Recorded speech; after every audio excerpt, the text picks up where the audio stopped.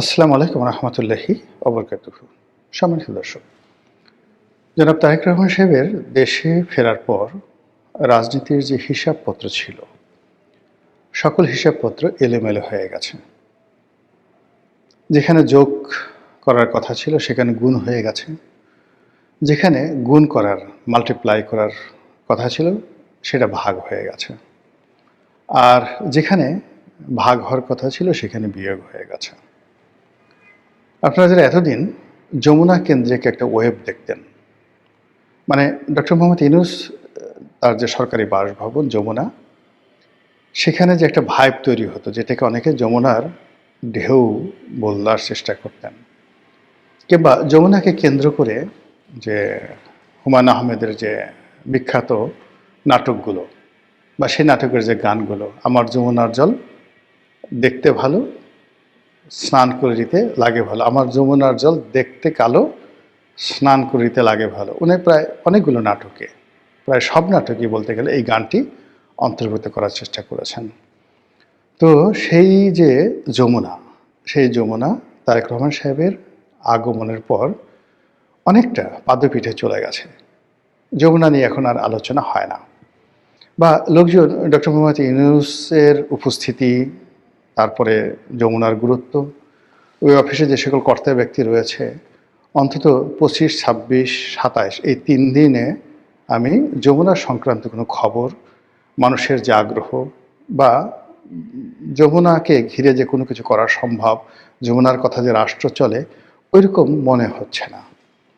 এখন সর্বত্র তারেক রহমান সাহেব কী করছেন, কোথায় যাচ্ছেন, তারপরে কার সাথে কথা বলছেন, কার দিকে তাকাচ্ছেন, তার যে ড্রেস কোড, সে কী পরছেন, এই জিনিসগুলোই কিন্তু আলোচিত হচ্ছে। অবশ্য তারেক রহমান সাহেব যখন আসার সিদ্ধান্ত নেননি, তখন আমরা যে কজন লোক তার আসার ব্যাপারে বলছিলাম, যদি আমার এখানে অবস্থান ছিল অনেকটা দ্বৈত। আমি মনে করতাম যে তারেক রহমান সাহেবের বাংলাদেশে আসাটা জরুরি ছিল 2024 সনের আগস্ট মাসের 8 তারিখের মধ্যে, অর্থাৎ 5, 6, 7, 8। যদি 8 তারিখের মধ্যে আসতেন, ওনার বিজয়, ওনার সফলতার ব্যাপারে শতভাগ নিশ্চয়তা দেওয়া যেত। 8 তারিখের পরে, মানে দিন যত গেছে, ওনার দেশে ফেরা এবং দেশে ফেরার পরে উনি যে সফল হবেন এটা সুদূর পরাহত এবং ঝুঁকিপূর্ণ হয়ে পড়েছে। উনি যদি 2024 সনে আসতেন, 2024 সনে আসতেন ওই আগস্ট মাসের 8 তারিখের মধ্যে, তাহলে 2024 সনের ডিসেম্বরে নির্বাচন হতো এবং উনি এতদিন বাংলাদেশের প্রধানমন্ত্রী থাকতেন। তো তিনি সেই যে দেরি করেছেন বা আসেননি, কার পরামর্শে, কী কারণে, কোন সমস্যায়, এটা উনি ভালো বলতে পারবেন। কিন্তু এই অবস্থাতে তার যে আশাটা, এটা তার জন্য, তার পার্টির জন্য ইতিহাসের সবচেয়ে ঝুঁকিপূর্ণ সময়। এমনকি শহীদ প্রেসিডেন্ট জিয়াউর রহমানের অবর্তমানে বিএনপির যে বিপদ বিপত্তি ছিল, এই মুহূর্তে বাংলায় তারেক রহমান সাহেব ঘুরে বেড়াচ্ছেন আর রাজনীতি করছেন, সামনে ইলেকশন। এই দুটো, মানে জিয়াউর রহমান সাহেবের শহীদ হওয়ার পরে বিএনপি যে বিপদে পড়েছিল, তার সাথে এখন বিপদ বেশি।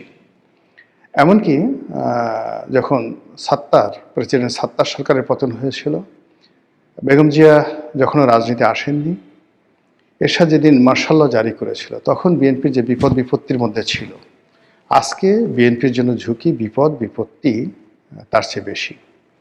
কিন্তু তারপরেও উনি এসেছেন। আমি ওনার যাকে বলা হয় শুভ কামনা করি, ওনার সফলতা কামনা করি, কামনা পর্যন্ত। কিন্তু বাস্তবতা হলো যে আপনি যদি পলিটিক্যাল সায়েন্স যাকে বলা হয় বিচার করেন, বিশ্লেষণ করেন, তাহলে আপনি দেখতে পাবেন যে ওনার এই সময় বাংলাদেশে আগমন ওনার জন্য এবং ওনার দলের জন্য ঝুঁকির পরিমাণ শতভাগ, আর সফলতা পাওয়ার সম্ভাবনা মিরাকেল, অলৌকিক। স্বয়ং আল্লাহ রাব্বুল আলামিন যদি তাকে সফল করেন, ক্ষমতা এনে দেন, সুষ্ঠুভাবে নির্বাচন হয়, শান্তিপূর্ণভাবে বিএনপি ক্ষমতা লাভ করে উনি প্রধানমন্ত্রী হন, এটা হবে মিরাকেল। বাংলাদেশের জন্য মিরাকেল, তার জন্য মিরাকেল, বিএনপির জন্য মিরাকেল। কিন্তু পলিটিক্যাল সায়েন্সে যেভাবে বলে, সেই সায়েন্স অনুযায়ী এটা কোনো অবস্থাতেই ইতিবাচক হয় না। তারপর তিনি এসেছেন। তো আবার তিনি যদি না আসতেন, তিনি যদি না আসতেন তাহলে তার দলের অবস্থা মুসলিম লীগের মতো হতো, তার দলের অবস্থা সেই কি বলবো ভাসানী ন্যাপের মতো হতো। এরকম একটা অবস্থা, মানে হয় কি যে আপনি একটা রুগী অসুস্থ হতে হতে এমন সময় হাসপাতালে নিলেন যখন আসলে অপারেশন ছাড়া আপনার আর কোনো ওয়ে নেই। তো গত 15-16 মাসে বাংলাদেশের যে রাজনীতি, বাংলাদেশের যে অর্থনীতি, তারপর সেই বাংলাদেশের যে সার্বিক আইনশৃঙ্খলা থেকে শুরু করে মানুষের যে মন মানসিকতা, সব মিলিয়ে এরকম একটা অবস্থায় পৌঁছে গিয়েছে যে এখান থেকে একটি পলিটিক্যাল ট্রান্সফরমেশন, তারপরে পলিটিক্যাল রিকনসিলিয়েশন, তারপর যাকে বলা হয় পলিটিক্যাল ইভ্যালুয়েশন, এই জিনিসগুলি এখন সম্ভব নয়। এটা রীতিমতো রাজনীতির প্রতিবেশ আইসিইউতে চলে গেছে। আপনারা হয়তো বলতে পারেন যে তারেক রহমান সাহেব আসলেন, এই যে এত 1 কোটি লোক আসলো ঢাকা শহরে, মানে এখন বলা হলো যে 1 লক্ষ নতুন সিম বাংলাদেশে আসছে, মানে ঢাকাতে আসছে ঢাকার বাইরে থেকে। তো এটা নিয়ে আবার কর্তৃপক্ষ বলার চেষ্টা করছে যে না 1 কোটি লোক, সরি আগে আমি বোধহয় যেটা বলছিলাম যে এখানে ওনার আগমন নিয়ে যে জনসমাবেশ হয়েছে আগমন উপলক্ষে, এই জনসমাবেশে কত লোক হবে। আমি বলেছিলাম যে ঢাকা শহরে তো 1 কোটি লোক এখানে পার্টিসিপেট করবে, শহরের বাইরে থেকে আরও 50 লাখ লোক আসবে, কাজেই মোরাললেস 1.5 কোটি লোক এখানে থাকবে। তো দেখা গেল যে ঢাকা শহরে যে 1 কোটি লোক আছে, সেই 1 কোটি লোকের সাথে আবার বিএনপি মাইন্ডের যে সকল পত্রপত্রিকা তারা খবর প্রকাশ করেছে যে ঢাকার বাইরে থেকে মূলত 1 কোটি লোক আসছে। এর কারণ হলো বিটিআরসির হিসাব অনুযায়ী, সরকারের হিসাব অনুযায়ী 1 কোটি নতুন সিম কার্ড যারা ঢাকার বাইরে ছিল তারা ঢাকার মধ্যে এসেছে। বিএনপি যারা প্রতিপক্ষ তারা মস্করা করে বলছেন যে আসলে 1 কোটি নয়, এটা মানে 50 লাখ হবে। এর কারণ হলো আমাদের দেশের লোক এখন বেশিরভাগ ক্ষেত্রে এক একজন 2টা করে সিম ব্যবহার করে। তো এই ধরনের ট্রল হচ্ছে। এখন সেটা নিয়ে আপনি বলতে পারেন যে যদি তারেক রহমান সাহেবের ভবিষ্যতে না থাকে তাহলে তিনি আসলেন, আসার পর এত লোক হলো কেন? 2 নম্বর হলো যে আপনি কি তারেক রহমান সাহেবের চেয়ে বেশি বোঝেন, বা তার দলে যে সমস্ত কর্তা ব্যক্তি যারা আছেন তাদের চেয়ে বেশি বোঝেন? তারা কি এই জিনিসগুলো বোঝে না? আপনি এগুলো কেন আগ বাড়িয়ে বলেন? এখানে একটা ব্যাপার হলো যে বিএনপিতে অনেক জ্ঞানী লোক আছেন, গুণী লোক আছেন, যেহেতু তারা পার্টির একটা পোর্টফোলিওতে আছেন, তাদের পক্ষে অনেক কথা বলা সম্ভব নয়। আমার চেয়ে বেশি বোঝা সত্ত্বেও তারা অনেক কথা বলতে পারেন না। 2 নম্বর হলো যে আপনি যত বড় জ্ঞানী হন না কেন, আপনি ঘরের মধ্যে থেকে যেভাবে নিজেকে বুঝতে পারেন, ঘরের বাইরে দাঁড়িয়ে থাকা একটা লোক তার দৃষ্টিভঙ্গি আপনার সম্পর্কে আলাদা হবে। তো সেক্ষেত্রে আমি যেহেতু বিএনপির কোনো পদ পদবিতে নাই, পোর্টফোলিওতে নাই, বিএনপি দলের কোনো কার্যক্রমে আমি কখনো যাইনি বা যাই না, তো কাজেই অন্য একজন দর্শক হিসেবে, একজন রাজনৈতিক বিশ্লেষক হিসেবে, রাজনীতির কর্মী হিসেবে আমি যেভাবে বিএনপিকে দেখতে পাই সেটা বিএনপির ভিতরে যারা আছেন তাদের পক্ষে সম্ভব নয়। এর বাইরে যেহেতু মিডিয়ার সঙ্গে জড়িত আছি, যেভাবে বিশ্লেষণ করার, কথা বলার আমার একটা প্ল্যাটফর্ম আছে, এটা হয়তো বিএনপি যারা নেতাকর্মী আছেন তারা নিজেরা বলেন আমি যে কথাগুলো বলি, কিন্তু এগুলো আমি যেভাবে পাবলিকের সামনে তুলে ধরতে পারি তারা হয়তো সেভাবে পারে না। এই জন্য কিন্তু এই কথাগুলো বলা। তো যেটা বলছিলাম যে ওনার এই যে আশাটা, ওনার এই আশাটা, এটা আমাদের যে বাঙালির চিরায়ত আবেগ, সেই আবেগের বহিঃপ্রকাশ। বাংলাদেশের 35% লোক বিএনপি করে, এতে কোনো সন্দেহ নেই। আবার একই 35% লোক আওয়ামী লীগ করে, এতেও কোনো সন্দেহ নেই। এই 35% লোক তারেক রহমান সাহেব, বেগম জিয়া, শহীদ জিয়া, তাদের জন্য অন্তঃপ্রাণ। এবং গত 17-18 বছর ধরে মানুষ যে কষ্ট করছে, সীমাহীন কষ্ট করছে, অর্থাৎ 35% বিএনপি যারা নেতাকর্মী সীমাহীন কষ্ট করছে। সেই কষ্টের পর একটা বিপ্লব হয়েছে, সেই বিপ্লবের পর তাদের নেতা বাংলাদেশে এসেছে। এত কিছু চিন্তা ভাবনা করার সময় নেই। তারা তাদের সমস্ত আবেগ তারা উগড়ে দিয়ে ঢাকা শহরে এসছে নেতাকে একটু দেখার জন্য, এবং এটা আমাদের দেশে সচরাচর। কিন্তু সমস্যাটা হলো যে এই যে আমাদের বাঙালির যে আবেগ, এটি কোনো কোনো ক্ষেত্রে 24 ঘন্টা, কোনো ক্ষেত্রে 48 ঘন্টা। 48 ঘন্টার পর আবেগ থাকে না। আমাদের বাঙালির যে রাগ, 6 ঘন্টার বেশি রাগ থাকে না। 6 ঘন্টার পরে মানুষ রাগ কমে যায়, এটা আমাদের চরিত্র। কিন্তু আপনি আরব দেশের যান, মানে 6000 বছরেও তাদের রাগ কমে না।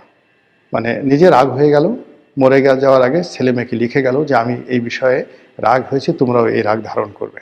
তো বাঙালির সেটা নেই। বাঙালিরা মানে 6 ঘন্টা পরে আপনি রাগ কমে যায়। স্বামী স্ত্রীর ঝগড়া থেকে শুরু করে দ্বন্দ্ব সংঘাত যা কিছু আছে সেটা উইদিন 6 আওয়ার্সের মধ্যে এটা জিরো হয়ে যায়। আপনি দেখেন অনেক জেলাতে মারামারি হয়, কাটাকাটি হয়, আবার 6 ঘন্টা পরে কিন্তু সেটা নিষ্পত্তি হয়ে যায়। এটি হলো আমাদের চিরাচরিত অবস্থা। ফলে তারেক রহমান সাহেবকে নিয়ে যে আবেগ দেখানো হয়েছে, সেই আবেগটা আসলে 48 ঘন্টা, 24 ঘন্টা পরে অর্ধেক কমে যাবে, 48 ঘন্টার পরে একেবারে শূন্য হয়ে যাবে। ফলে উনি ওনার দলের অন্য সব নেতার মতো, এমনকি তার মায়ের মতোই তিনি সাধারণভাবে মানুষজনের দ্বারা তিনি ওইভাবে মূল্যায়িত হবেন। তিনি যে হঠাৎ অসুস্থ হন বা রোগাক্রান্ত হন, ওইরকম একইভাবে 24 ঘন্টার জন্য মানুষজন খুব মানে ছুটে আসবে, আবার যার যার অবস্থানে চলে যাবে। এই হলো বাংলাদেশের চরিত শ্রেণীর চরিত্র। কাজেই তারেক রহমান সাহেবকে নিয়ে যে ভাবাবেগ ছিল সেটা 48 ঘন্টার মধ্যে, 24 ঘন্টার মধ্যে অর্ধেক চলে গেছে, বাকি 48 ঘন্টা আমি যখন ভিডিও করছি তখন পর্যন্ত 48 ঘন্টা হয়নি। ফলে এখনও পর্যন্ত কিছুটা অবশিষ্ট আছে। এখন আপনি গিয়ে দেখেন যে হাদিকে নিয়ে যে আবেগ তৈরি হয়েছিল, সেই আবেগ 24 ঘন্টার মধ্যে কিভাবে শেষ হয়ে গেছে, 48 ঘন্টার মধ্যে কিভাবে সেটা একেবারে শূন্যতে পরিণত হয়েছে। এখন হাদির মৃত্যুকে কেন্দ্র করে ইনকলাব মঞ্চ যে আন্দোলন করার চেষ্টা করছে, এটি জামাত যদি ব্যাকআপ না দেয়, এখানে পুরোটাই জামাতের যারা লোকজন আছে তারা সম্মুখ সারিতে থেকে এটাকে শাহবাগে যে ইনকলাব মঞ্চ করা হয়েছে হাদির বিচারের দাবিতে, এটা মূলত পিছন থেকে জামাত সাংগঠনিকভাবে ম্যাটিকুলাসলি তারা সেখানে এটাকে জমিয়ে রাখার চেষ্টা করছে তাদের রাজনৈতিক স্বার্থে। কিন্তু জামাত যদি এখান থেকে সমর্থন উঠিয়ে নেয়, সাধারণ মানুষ, আপনি 10 জন সাধারণ মানুষকে পাবেন না যে যারা হাদির জানাজাতে স্বতঃস্ফূর্তভাবে গিয়েছিল, এরকম 10 জন লোককে আপনি খুঁজে পাবেন না যারা হাদির বিচারের দাবিতে শাহবাগে আসবে। এই হলো বাঙালির আবেগ। তো সেক্ষেত্রে তারেক রহমান সাহেবকে নিয়েও কিন্তু আবেগ থাকবে না বাংলাদেশে, তাকে তার রাজনৈতিক নেতাকর্মীকে নিয়েই চলতে হবে। তো এই বাস্তবতায় ওনার যারা বিরোধী পক্ষ তারা তো সংগঠিত, অর্থ আছে, এবং গত সেই মানে যদি আওয়ামী লীগের কথা ধরেন, তা আওয়ামী লীগ তো গত 15-16 বছর ধরে এক হাতে দেশ চালিয়ে তারা অর্থবিত্ত ক্ষমতার সব ব্যাপারে চূড়ান্ত পর্যায়ে আছে। তারা কেবলই মাত্র রাষ্ট্র ক্ষমতাটা হারিয়েছে, বাকি ক্ষমতা তাদের কিন্তু রয়ে গেছে, বুদ্ধি শুদ্ধি কৌশল দুষ্ট বুদ্ধি যা কিছু সব তাদের রয়ে গেছে। অন্যদিকে জামাতের সাংগঠনিক ক্ষমতা, অর্থনৈতিক ভিত্তি এবং গত 15-16 মাসে বিএনপিকে পদে পদে নাজেহাল করার, বিএনপিকে পিছনে ফেলার যে শক্তি তারা অর্জন করেছে, সেই শক্তি যদি সম্মিলিতভাবে, অর্থাৎ আওয়ামী লীগ, এনসিপি, তারপরে জামাত, তারা সম্মিলিতভাবে বিএনপির বিরুদ্ধে ব্যবহার করার চেষ্টা করে, তাহলে সেটা যে কী পরিমাণ ভয়ানক হবে এটা এই মুহূর্তে অনেকে হয়তো কল্পনা করতে পারছে না। বাট আগামী 7 দিন থেকে 10 দিনের মধ্যে আপনারা এই জিনিসগুলো দেখতে পাবেন রাজনীতিতে। অন্য একটা যে বিষয়টা হলো যে এই মুহূর্তে যে জিনিসটি আমাদের পুরো রাজনীতিকে আরও গতিহীন করে ফেলবে, রাষ্ট্রশক্তিকে আরও দুর্বল করে ফেলবে, সেটি হলো তারেক রহমান সাহেব আসার পরপরই যমুনার যে কর্তৃত্ব, মানে ডক্টর মোহাম্মদ ইউনূসের যে কর্তৃত্ব, তার যে ক্ষমতা, প্রভাব প্রতিপত্তি, এটা কমতেছে, ধীরে ধীরে কমছে, এবং অনেক ক্ষেত্রে তারা খুব বিব্রতকর অবস্থার মধ্যেও পড়েছে। আর তাদের যারা বিশ্বস্ত যারা লোকজন এই গত 15 মাস ধরে তাদেরকে সাপোর্ট দিচ্ছে, তারা হয়তো জেনে হোক, বুঝে হোক, রাগে হোক, ক্রোধে হোক, তারা ডক্টর মোহাম্মদ ইউনূসের প্রতি খুবই বিরক্ত যে তিনি হয়তো তারেক রহমান সাহেবকে এনেছেন, তিনি হয়তো সেই জামাতকে বা অন্যান্য দলকে অবদমিত করার জন্য তারেক রহমান সাহেবকে প্রশ্রয় দিচ্ছেন। তো এই ঘটনা সত্য হোক মিথ্যা হোক ডাজ নট ম্যাটার, কিন্তু ডক্টর মোহাম্মদ ইউনূসের দীর্ঘদিনের যারা সঙ্গী সাথী তারা এই সময়টাতে অভিমান করেছে, এবং এই অভিমান আগামীতে ভাঙবে না। এবং এটা ডক্টর মোহাম্মদ ইউনূসের জন্য, মানে আমি যেটা বলছি, যমুনার যে ঢেউ, তার যে ক্ষমতা, সেই ক্ষমতাটা কমে গেল। এবং আপনারা জানেন যে ইলাস্টিসিটি, মানে কোনো একটা ব্যাপারে যদি কারো ভয় ভেঙে যায়, কোনো একটা ব্যাপারে যদি কারো আকর্ষণ কমে যায়, কোনো একটা বিষয়ে যদি কারো ক্রোধ সৃষ্টি হয়, তাহলে সেখানে আর যা হোক না কেন পূর্বাবস্থায় ফিরে আনা যায় না। যে কোনো সম্পর্ক একবার নষ্ট হয়ে গেলে সেই সম্পর্কটা জোড়াতালি দিয়ে চালানো যায়, কিন্তু সেটা আর আগের মতো আসে না। তো সেক্ষেত্রে যমুনার যে দাপট ছিল, যমুনার যে কর্তৃত্ব ছিল, মানে যদি ডক্টর মোহাম্মদ ইউনূস আরও 5 বছর ক্ষমতায় থাকেন, তো সেই ক্ষেত্রে তিনি এই তার যে পুরনো মিত্রদের সাথে তার যে বন্ধুত্ব ছিল, এটা হবে না, আর কখনো হবে না। অন্যদিকে তারেক রহমান সাহেবের সাথে তিনি চেষ্টা করলেও সম্পর্ক করতে পারবেন না। এর কারণ হলো এখানে তারেক রহমান সাহেব আসছেন এবং এখন খুব অল্প সময়ের মধ্যে তিনি ইচ্ছা করলেও ডক্টর মোহাম্মদ ইউনূসের সঙ্গে দেখা করবেন না, করতে পারবেন না, বা করলে সেটা ডক্টর মোহাম্মদ ইউনূসের জন্য সার্বিক দিক থেকে বুমেরাং হয়ে পড়বে। এই কারণে তিনি যখন আসবেন বা ডক্টর মোহাম্মদ ইউনূস যদি তার সঙ্গে দেখা করেন, পুরো জিনিসটা একটা কমপ্লেক্সের মধ্যে চলে গেছে। তো সেক্ষেত্রে এই যে নির্বাচনের তফসিল ২৯ তারিখে শেষ হয়ে যাবে, মনোনয়নপত্র জমা দেওয়ার শেষ তারিখ, তারপরে নির্বাচন, সেই নির্বাচনে বেশি দিন নেই, মাত্র কত ১.৫ মাস। তো সেই ১.৫ মাসের যে ব্যবধান, সেই ব্যবধানটার প্রতিটি সেকেন্ডই কাউন্ট হবে, যাকে বলা হয় এই যমুনা কেন্দ্রিক।